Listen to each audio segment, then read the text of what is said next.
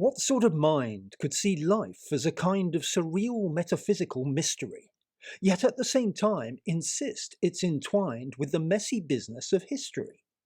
When pondering such a philosopher over coffee and a bagel, only one name can be in the frame: Georg Wilhelm Friedrich Hegel. History is, for Hegel, philosophy's missing link. It's the era that we live in that shapes the way we think. And history is heading somewhere. The world will one day discover history has a clear purpose. It's not just one thing after another. It's probably no coincidence, with regard to Hegel's ideas, that an awful lot of history happened during his formative years. American independence, the French Revolution too, Napoleon conquering Europe, then losing at Waterloo. As a lecturer in Jena, Hegel had a ringside seat for the Battle of Jena in 1806, and the day before Prussia's defeat even saw Napoleon riding down the street.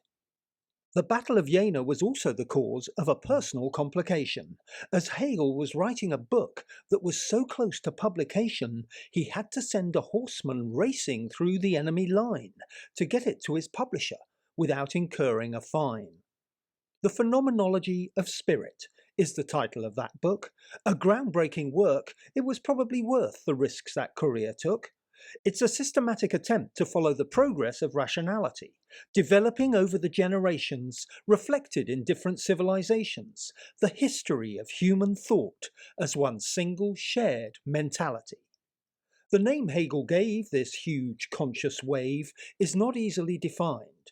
Geist in German can translate as spirit, but Geist can also mean mind. So the best translation for Geist, perhaps, is spirit and thinking combined. This supernatural concept of mind went against the prevailing mood, challenging Kant, who'd had a more stable, mechanical attitude.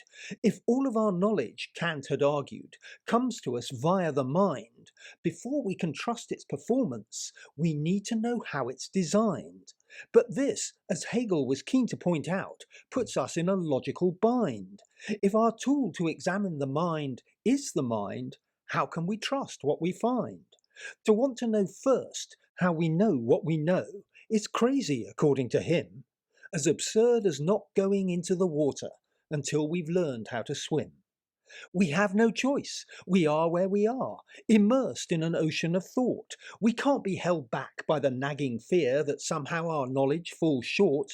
The things that we think are all we can know. We're all part of the Geist, so go with the flow. This wasn't the only issue on which Hegel and Kant disagreed. While Kant assumed there's a world beyond mind, Hegel saw no need. Kant reckoned our senses get data, which we convert into thoughts of our own, and each source of data's a thing in itself, which to us is forever unknown. But this permanent chasm between mind and thing, says Hegel, cannot be there. For a thinking subject to know its object, there has to be something they share. Everything must merge into one. That is Hegel's claim. The mind can grasp the world because the mind and the world are the same. This is the end Geist is heading towards, history's final page twist. Absolute idealism, where only ideas exist. A climactic moment of absolute knowledge, Geist finally reaching its goal, seeing itself as a self-conscious consciousness. All is at last made whole. Hegel approached his work with a sincere scientific intention, but absolute idealism has an almost religious dimension. The universe seen as a boundless sea of reason-filled spirituality. The rational is real, the real is rational. Geist is the one true reality.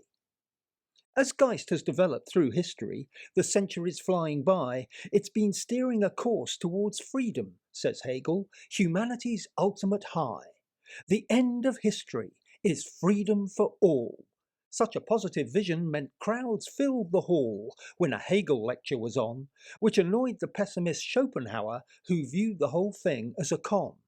While Schopenhauer lectured to empty rooms, Hegel mapped freedom's advance all the way from the ancient East to revolutionary France. In imperial China, India, Persia, only the leader was free. Then classical Athens saw freedom for some with the birth of democracy. From Hegel's extraordinary long-term perspective, history was inching towards its objective. But what could explain Friedem and Geist's ongoing evolution? The dialectical method was Hegel's inspired solution. Thesis, antithesis, synthesis are the words you'll most frequently hear to explain the dialectical method, though in Hegel they rarely appear. The thesis is the starting point, an idea or situation that contains within itself some contradiction or complication. This antithesis could be a small flaw or a strongly opposing view. Either way, it leads to a conflict that has to be worked through, creating a more refined third idea from the clash between the first two. This third idea is the synthesis, only now it has a fresh role. It's the new thesis with its own antithesis, a new synthesis, now the next goal. Dialectics, as Hegel reflected, have a simple rhythm. Thesis, antithesis, synthesis. You can analyze anything with them. So, for instance, in ancient Athens, the city-state's freedom of speech found through Socrates an antithesis, as he used that freedom to teach that to think for yourself was good for the health, which challenged the state's power and reach. The execution of Socrates was, in Hegel's eyes, understandable but pointless. Geist keeps moving, whoever dies. A new synthesis had emerged from that rift. Personal conscience was now on the rise. From Rome and Christianity to the Renaissance and Reformation, Hegel subjected events to dialectical explanation. The Enlightenment, reason still building to freedom in history's grand design, till that seismic shock for the French aristocracy, 1789. The year the Bastille was stormed, Hegel was in his late teens, his heart and soul stirred by all that he heard of the revolutionary scenes. The terror that followed appalled him. Their use of the guillotine, like chopping cabbages, Hegel lamented, death just a gruesome routine. Such government, powered by cold, abstract principles, was, he made clear, inhumane. Bastille Day, on the other hand, he would toast with a glass of champagne.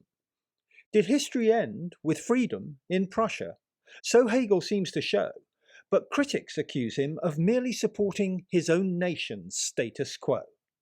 The more recent problem with Hegel's work is how it's been modified by totalitarian statesmen who claim that he's on their side, insisting since history is serving their end, any means can be justified. And after the fall of the Berlin Wall, writer Francis Fukuyama proclaimed the end of history, victory for liberal democracy. A premature verdict, most would agree. Let's face it, the world could be calmer. Hegel had hopes for the future, but was principally looking back. His work's not the manifesto of a megalomaniac. Full understanding comes after things happen. Hindsight cannot intervene. Philosophy always turns up, wrote Hegel, too late on the scene. The Athenian symbol of wisdom has no say until the day's ending. The owl of Minerva begins its flight only as dusk is descending.